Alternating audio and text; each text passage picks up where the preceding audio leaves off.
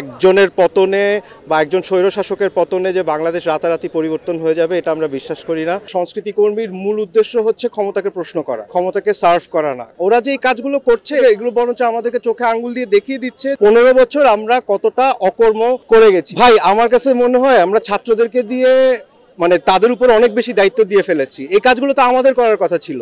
ধরেন traffic control আপনার করার কথা, আমার করার কথা, প্রত্যেকটা যাত্রীর করার কথা, এটা তো ওদের করার কথা না।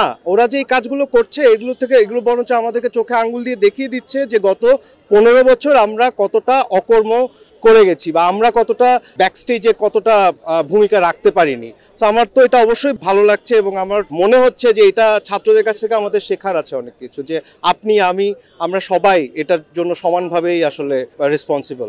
সাংস্কৃতিক কর্মীরা তো সবসময়ই করছে, সাংস্কৃতিক কর্মীদের তো করা কখনো থেমে থাকেনি। এখন আমাদেরকে আন্দোলনটা একটু অন্যভাবে, এতদিন হয়তো সংস্কৃতি কর্মীদেরকে বিনোদন কর্মী হিসেবে ভাবতো সবাই, কিন্তু সংস্কৃতি কর্মীদের আরও একটা জিনিস মনে রাখতে হবে যে কোনো সংস্কৃতি কর্মীর আসলে মানে আমার যেটা মনে হয় আর কি, যে সংস্কৃতি কর্মীর মূল উদ্দেশ্য হচ্ছে ক্ষমতাকে প্রশ্ন করা, ক্ষমতাকে সার্ভ করা না, কোনো পারপাস সার্ভ করা না।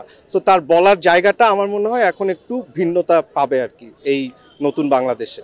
আমার কাছে মনে হয় যে স্বাধীন হয়েছে এটা এখনো বলা ঠিক হবে না, কারণ আমাদের যে দাবিগুলো ছিল সেই দাবিগুলো এখনো অনেক কিছু অপূর্ণ আছে, যার মধ্যে হচ্ছে সাম্প্রদায়িকতামুক্ত বাংলাদেশ, বৈষম্য বিরোধী বাংলাদেশ এবং সমতাপূর্ণ বাংলাদেশ। সো ওই দাবিগুলো পূরণ না হওয়া পর্যন্ত আমার মনে হয় আমাদের প্রত্যেকেরই রাজপথে থাকা উচিত।